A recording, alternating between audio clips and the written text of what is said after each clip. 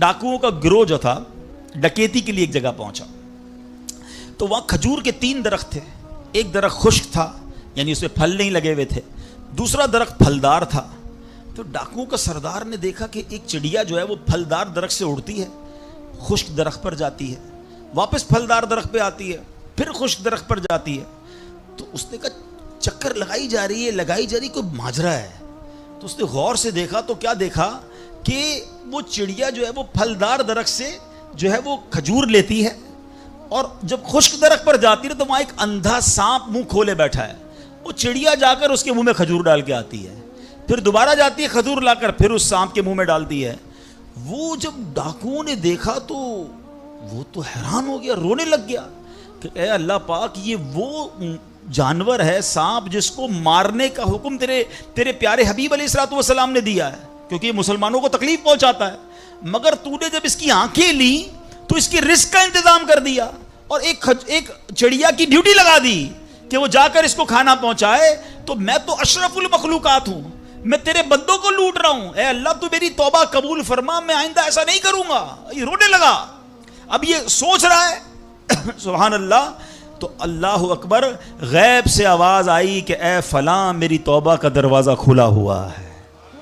डाकू कहता है या अल्लाह मैंने तौबा की। फिर गैब से आवाज आई, हमने तेरी तौबा कबूल कर ली। अच्छा, जब उसने तौबा की तो उसके सारे साथी सुन रहे थे। सरदार आपने तौबा की, हमने भी तौबा की। कहा सोचो तो सही, हम डकैती कर रहे हैं, हम चोरी कर रहे हैं, रब जब इस अंधे सांप को रोजी देगा तो हमें क्यों नहीं देगा? हम अल्लाह की कुदरत पर यकीन क्यों ना रखें? सबने तौबा कर ली। अब जब तौबा कर ली तो इन्होंने कहा कि अब ऐसा करते हैं कि हज को चलते हैं। सारा काफिला बनाकर डाकुओं का काफिला तौबा करके चला हज करने को। जब मक्का पाक के करीब पहुंचे ना, तो वहां एक नाबीना बुढ़िया थी, हैं? वो हर काफिले वाले से उस डाकुओं के सरदार का नाम लेके पूछती थी, वो बंदा आया। तो डाकुओं का जब काफिला है तो कहा मैं ही तो वो हूं। तो कहा ये मेरे कपड़े तुम्हारे लिए हैं। बोला आप मुझे कपड़े क्यों दे रही हैं? कहा मेरा एक बेटा था, और वो बेटा जो है उसके कुछ दिन पहले, बड़ा नेक बेटा था मेरा, कुछ दिन पहले उस बेटे का इंतकाल हुआ है, ये उसी के कपड़े हैं। 3 दिन से मुसलसल नबी पाक अलैहिस्सलाम मेरे ख्वाब में तशरीफ ला रहे हैं और फरमा रहे हैं कि इस नाम का बंदा आएगा, इसको ये कपड़े दे देना। हाय हाय, जरा सोचो तो सही, जब रब तौबा कबूल करता है तो मर्तबे कैसे बढ़ा देता है। काश ये बात समझ आ जाए। अल्लाह से बंदा जब दोस्ती कर लेता है ना, अल्लाह पिछले गुनाह मुआफ फरमा देता है, बल्कि अल्लाह राजी हो जाए तो गुनाहों को नेकियों में बदल देता है। मगर कैसे इस डाकू को तौबा नसीब हुई? यकीन। हम मानते तो हैं अल्लाह पाक रिस्क देने वाला है, ठीक है, हम मानते हैं नवाज दुनिया भी संवार देती है, आखिरत भी संवार देती है, सुनते भी हैं बोलते भी हैं, मगर नमाज पर दुनिया को तरजीह देते हैं। यार नमाज पढ़ूंगा तो कारोबार पे, दुकान पे कौन बैठेगा? हैं? नमाज पता है आखिरत और दुनिया संवार देगी, यकीन नहीं है। इसी तरह हम मानते हैं कि मुसलमान की तरक्की कुरान पर अमल करने में है, मगर ना कुरान खुद पढ़ते हैं ना अपने बच्चों को पढ़ाते हैं। हम मानते हैं कि अल्लाह पाक दुआएं कबूल फरमाता है, मगर बेयकीनी है, अव्वल तो दुआ मांगते नहीं है और मांगते हैं तो यकीन ही नहीं होता। अब यकीन करें, उलमा ने लिखा है कि जो बंदा बगैर यकीन के साथ दुआ मांगता है ना, उसकी दुआ कबूल ही नहीं होती है। यानी मिसाल देता हूं, आप बीमार हैं या परेशान हैं या कोई मुश्किल में हैं, दुआ करते हुए ये ख्याल आ रहा है यार मसला हल होना तो नहीं है, चलो फिर भी मांग लेते हैं। उलमा कहते हल ही नहीं होना है, तुम्हें रब पर ही भरोसा नहीं है, हैं? अब मिसाल देता हूं इसको एक बिला तमसील। आपका कोई मुलाजिम है, उसको पैसों की ज़रूरत है और वो आपके पास आके कहता है साहब 5,000 रुपये की ज़रूरत है, मुझे लगता तो नहीं आप देंगे, चलें फिर भी आपसे मांग ही लेता हूँ। आप बताएं, आप उसको पैसे देंगे या डांट देंगे कि जब तुम्हें मुझ पर यकीन ही नहीं है तो आए क्यों मेरे पास? मुझे लगता तो नहीं आप मेरी मदद करेंगे, चले फिर भी आपसे कह देता हूं मेरी पहले ही आपने उस बंदे को नाराज कर दिया ना। हम कहते नहीं हैं, मगर हमारी बेयकीनी ये कह रही होती है, और अल्लाह से दुआ कर रहे होते हैं कि अल्लाह मुझे उम्मीद तो नहीं तू देगा, फिर भी मैं मांग रहा हूँ। तौबा तौबा तौबा। यकीन पता है कैसे काम करवाता है? एक बड़ा प्यारा वाकया है। एक गाँव में बारिश नहीं हो रही थी और लोग प्यासे मर रहे थे, कई साल हो गए बारिश नहीं हो रही थी। आखिरकार गांव वालों ने प्लान किया कि सारे गांव वाले जमा होते हैं और मिलकर दुआ करते हैं, नमाज इस्तिस्का, और इसका एक पूरा तरीका है दुआ का। ایک قطرہ بارش کا نہیں پڑ رہا تھا، مویشی بھی پیاسے، لوگ بھی پیاسے، کنویں بھی سوکھ گئے تھے۔ اب جب گراؤنڈ میں لوگ جمع ہوئے نا تو ایک نوجوان ہاتھ میں چھتری لے کر آیا، لوگ اس کا مذاق اڑانے لگے، ارے اللہ کے بندے سالوں ہو گئے بارش نہیں ہوئی ہیں، تم چھتری لے کر آئے ہو؟ تو کہتا مانگنے کس سے آیا ہوں، اس رب نے بارش تو دینی ہے، واپسی کیا بھیگتا ہوا جاؤں گا؟ اور علماء کہتے ہیں جب دعا شروع ہوتی ہے تو اتنی بارش ہوتی ہے کہ پورا گاؤں بھیگتا جاتا ہے، وہ نوجوان چھتری کے سائے میں جا رہا ہے۔ فرمایا یہ اس نوجوان کا یقین تھا جس کی وجہ سے یہ بارش ہوئی ہے۔ کاش یہ بات سمجھ آ جائے، ارے رب پر بھروسہ نہیں کرو گے تو کس پر بھروسہ کرو گے؟ اپنے دین پر، اللہ رسول کے فرمان پر ہی ہمیں بھروسہ نہیں ہے۔ غور کیجئے، یہ یقین لے آؤ واپس، زندگی میں موج آ جائے گا، زندگی اتنی پرسکون ہو جانی ہے اگر اللہ کے فیصلوں پر یقین آ جائے، اللہ کی عطاؤں پر یقین ہو جائے، آخرت کے وعدوں پر یقین ہو جائے، نبی پاک کی حدیثوں پر یقین ہو جائے۔ اعلیٰ حضرت رحمۃ اللہ تعالی علیہ کا کیسا یقین تھا؟ ایک بار غالباً اپنی والدہ کے ساتھ حج پر جا رہے تھے، وہ اس زمانے میں پانی کے شپ جاتے تھے، اتنا زبردست رف سی ہو گیا، طوفان آ گیا، لوگ ڈر گئے، کلمے پڑھنے لگے، یہاں تک کہ لوگوں نے کفن نکال لیے کہ چلو کفن پہن لے، ڈوبنے والا ہے جہاز۔ اعلیٰ حضرت امام اہل سنت مفتی ہیں، ٹھیک ہے نا، اتنے بڑے مفتی ہوتے ہوئے آپ نے بھی والدہ کو کہا میں اللہ کی قسم کھا کر کہتا ہوں جہاز نہیں ڈوبے گا۔ تھوڑی دیر ہوئی تو ایسا ہی ہوا، جہاز کو کام ڈاؤن ہو گیا، سب خیر سے پہنچ گئے۔ تو ماں نے کہا بیٹا اتنی بڑی قسم کیسے کھا لی تم نے؟ کہ میں نے نبی پاک علیہ الصلوۃ والسلام کا فرمان سنا ہے، جو کشتی میں بیٹھ کر یہ دعا پڑھ لے، بسم اللہ مجریہا و مرساہا ان ربی لغفور الرحیم، وہ کشتی نہیں ڈوبے گی۔ میں اللہ کی قسم کھا کے کہتا ہوں کہ میرے نبی نے فرمایا نا، وہ یقین تھا۔ ہم کتنی بار دعا پڑھتے ہیں مگر دعا پڑھ کے بھی کہتے ہیں پتہ نہیں قبول ہوگی نہیں ہوگی، پڑھ لیتے ہیں، یہ والی چیز نکال دیں۔ وظیفے ہمارے کیوں نہیں لگتے؟ لوگ کہتے ہیں وظیفہ پڑھ رہا ہوں مسئلہ نہیں ہو رہا، تعویذ لیا پھر بھی مسئلہ۔ تعویذ پہنتے وقت بھی خیال ہی ہوتا ہے چلو یار پہن لیتے ہیں، پتہ نہیں ہونا ہے نہیں ہو تو کچھ نہیں ہونا۔ وظیفہ پڑھ لیں اور کہہ رہے پتہ نہیں ہوتا، پہلے یقین لائیں۔ اچھا ڈاکٹر بھی یہی کہتے ہیں، یہ صرف اب یہ وظائف اور ان چیزوں میں نہیں، آپ اگر ڈاکٹر پر بھی یقین نہ رکھیں نا کہ یار اس کی دوائی پتہ نہیں کام کرتی ہے نہیں کرتی، کیونکہ بہت ساری چیزوں کے پیچھے یقین، ول پاور۔ بڑا خوبصورت جملہ میں نے کتاب میں پڑھا تھا کہ جو لوگ کہتے ہیں یہ ہو جائے گا ان سے ہو جاتا ہے، جو لوگ کہتے ہیں یہ نہیں ہوگا ان سے نہیں ہوتا ہے۔ کاش یہ بات سمجھ آ جائے آپ کو، ہو جائے گا، آپ کر لو گے، بڑے بڑے کام لوگ کر جاتے ہیں، میں کر لوں گا انشاءاللہ، پتہ نہیں ہوگا نہیں ہوگا، ٹرائی کر لیتا ہوں، پہلے ہی سمجھ لو نہیں ہوگا۔ اندر حوصلہ تو لائیں نا، یقین تو لائیں۔ اور سبحان اللہ اگر رب پر ہی بھروسہ نہیں ہوگا تو ہم کدھر جائیں گے؟ کاش حرام کمانے والا، سود کا کام کرنے والا، کاش رشوت لینے والا، ڈاکہ ڈالنے والا، چوری کرنے والا یہ سوچے کہ میں کیوں کر رہا ہوں، ملاوٹ کرنے والا سوچے اللہ پر بھروسہ تو رکھو یار، رب نے میرا نصیب لکھا ہوا، جو میرے نصیب میں مجھے مل کر رہے گا۔ کاش یہ بات سمجھ آ جائے۔ صدیق اکبر رضی اللہ تعالیٰ عنہ مسلمانوں کے پہلے خلیفہ، جب آپ نے یہ آیت پڑھی نا قرآن پاک میں اللہ ارشاد فرماتا ہے وما من دابۃ فی الارض الا علی اللہ رزقها، اللہ فرماتا ہے اور زمین پر چلنے والا کوئی جاندار ایسا نہیں جس کا رزق اللہ کے ذمہ کرم پر نہ ہو۔ آپ فرماتے ہیں کہ جب سے میں نے یہ آیت پڑھ لی خدا کی قسم میں نے روزی کی فکر کرنا چھوڑ دی ہے، کہ جب اللہ نے ہر کسی کا رزق اپنے ذمے پہ لے لیا تو مجھے کس بات کی ٹینشن ہے؟ کاش ہمیں یہ بات سمجھ آ جائے کہ ہمیں اب ذرا غور کریں۔ ابھی یہ اجتماع ختم ہوگا، اگر میں آپ سب کو کہوں کہ بتائیں آپ کے لیے کیا دعا کروانی ہے تو تقریباً 70-80% لوگوں نے پتہ ہے کیا کہنا ہے، حضور روزی میں برکت کی دعا کر دیں، کاروبار میں برکت کی دعا کر دیں، نوکری نہیں لگ رہی اس کی دعا کر دیں۔ میں نہیں کہتا یہ دعا نہیں کرنی چاہیے، اللہ سے نہیں مانگیں گے تو کس سے مانگیں گے؟ لیکن کوئی تو کہے کہ میری ایمان پر موت کے لیے دعا کر دیں، میری قبر جنت کا باغ بن جائے اس کے لیے دعا کر دیں، میں آخرت میں جاؤں تو اللہ مجھ سے راضی ہو جائے اس کے لیے دعا کر دیں۔ فرق دیکھیں، میری اور آپ کی ٹینشن کیا ہے؟ دنیا، روزی، مال، حالانکہ اس کا وعدہ ہے، دانے دانے پر لکھا ہے کھانے والے کا نام، مجھے مل کر رہے گا، مگر اللہ نے مغفرت کا وعدہ نہیں کیا ہے۔ اس کی دعا کہاں ہے؟ اس کی ٹینشن کیوں نہیں ہے؟ ایسے کئی لوگ مجھے بھی ملے، آپ کو بھی ملے ہوں گے، یار رات کو نیند نہیں آ رہی، کیوں؟ بس یار کاروبار کی ٹینشن بہت ہے۔ کبھی زندگی میں ایک رات میری اور آپ کی ایسی گزری کہ اس ٹینشن میں نیند نہ آئی ہو کہ قبر میں جاؤں گا تو قبر جنت کا باغ بنے گی یا دوزخ کا گھڑا بنے گی، کلمے والی موت ملے گی کہ نہیں، جنت میں جاؤں گا یا دوزخ میں جاؤں گا، میزان عمل پر جب اعمال تولے جائیں گے گناہ کا پلڑا بھاری ہوگا یا نیکیوں کا پلڑا بھاری ہوگا۔ یار آج جون جولائی کی گرمی، ہیٹ اسٹروک کی باتیں ہو رہی ہیں، 50 ڈگری میں حال برا ہو گیا، سورج 1 میل پر جب ہوگا اور لوگوں کی پیاس زبان سے باہر زبانیں آئیں گی، مجھے جام کوثر نہ ملا تو میرا کیا بنے گا؟ کبھی اس کی ٹینشن، اس کا وعدہ نہیں ہے، یہ اللہ سے دعا کرنی ہے، اس کے لیے کوشش کرنی ہے۔ ساری زندگی ایک ہی ٹینشن، چھوٹا گھر ہے تو بڑا کرنا ہے، کاروبار کو وسیع کرنا ہے، اور آمدنی، اور میں نہیں کہتا دعا نہ کریں، کوشش نہ کریں، خدا نہ خواستہ اس کا کوئی یہ مطلب نہ لے کہ چلو بھائی اب تو اللہ نے اپنے ذمہ کرم پر لے لیا تو اب کوئی کام کاج نہیں کرنا۔ نہیں، دنیا عالم اسباب ہے، اسباب کا کشکول لے کر بارگاہ الہی میں جانا ہے اور توکل والے انداز میں دعا کرنی ہے، تو اپنی رحمت کے سمندر سے ہمارے اسباب کے کشکول میں وہ ہماری روزی عطا فرمائے گا۔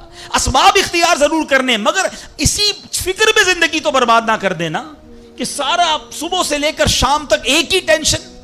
بھروسہ رکھے رب پر، یقین رکھے رب پر۔ آج حال یہ ہے، بچہ پیدا ہو جائے تو ٹینشن، او ہو اب میرا بچہ ہو گیا، اس کی آگے پرورش میں کیسے کروں گا، اس کی تعلیم کا کیا ہوگا، اور خاص طور پہ بچی پیدا ہو جائے تو ایسے بدبخت لوگ ہیں کہ اب جناب بیوی کو برا بھلا کہہ رہے ہیں، خاندان میں جھگڑے ہو رہے ہیں بچی کے پیدائش پر کہ اب اس کی شادی کیسے ہوگی، یہ تو بوجھ آ گئی ہے، معاذ اللہ۔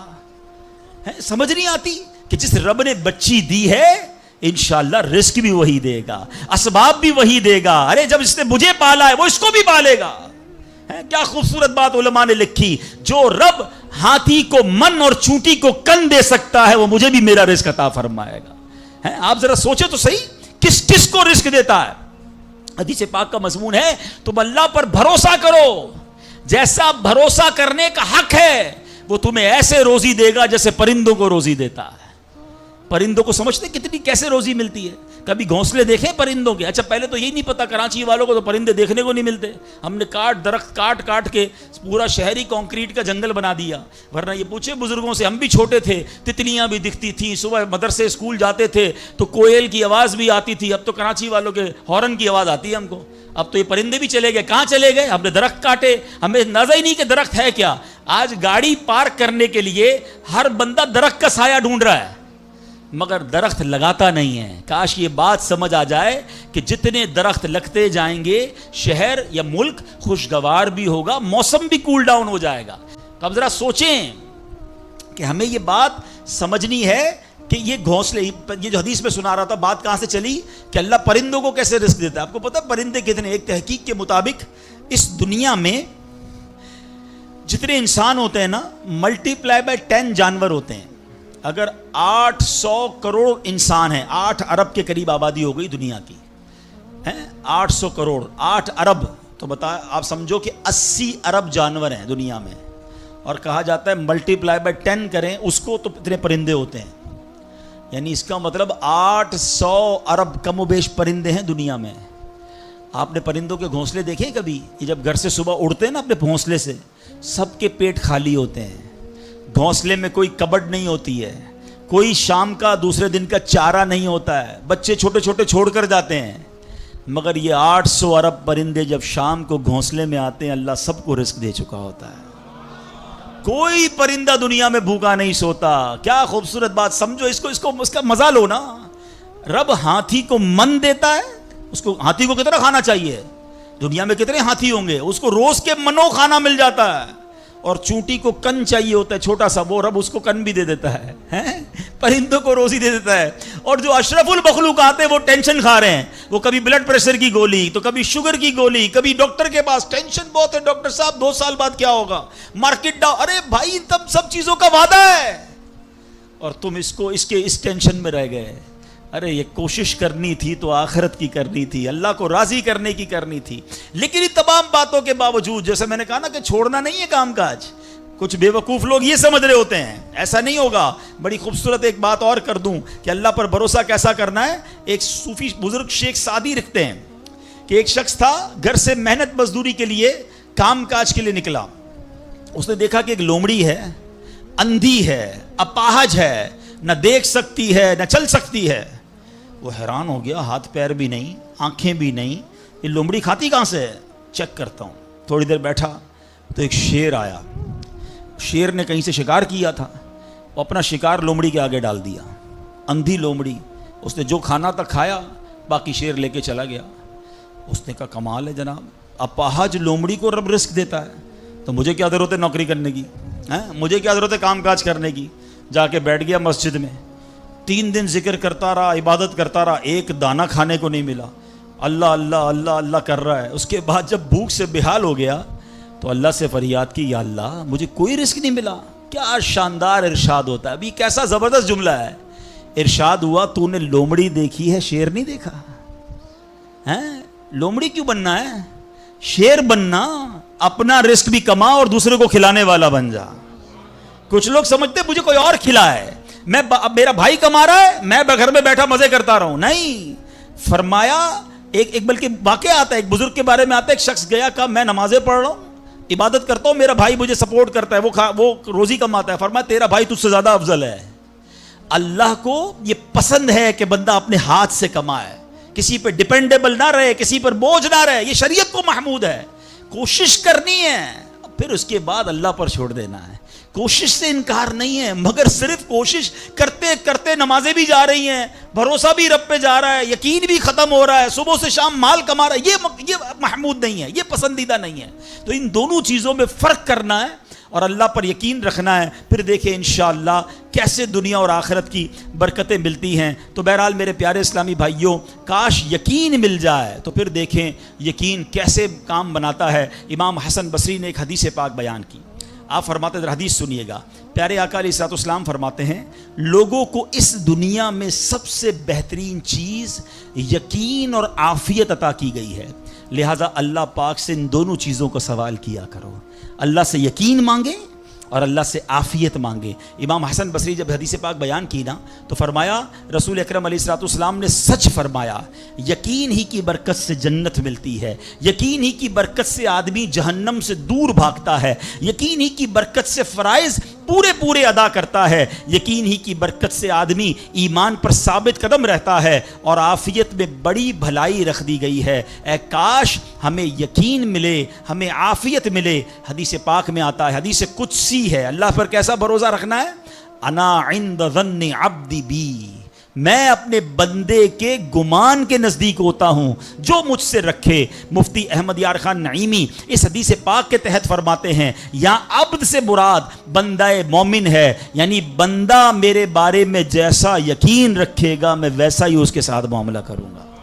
बस ये समझ लो आज बात, मेरा अल्लाह बेहतर फरमाएगा, रब मेरे लिए बेहतरीन फैसला करेगा, वो मुझे पालने वाला है, मेरी माँ से ज्यादा चाहने वाला। यकीन तो करो ना उस पर।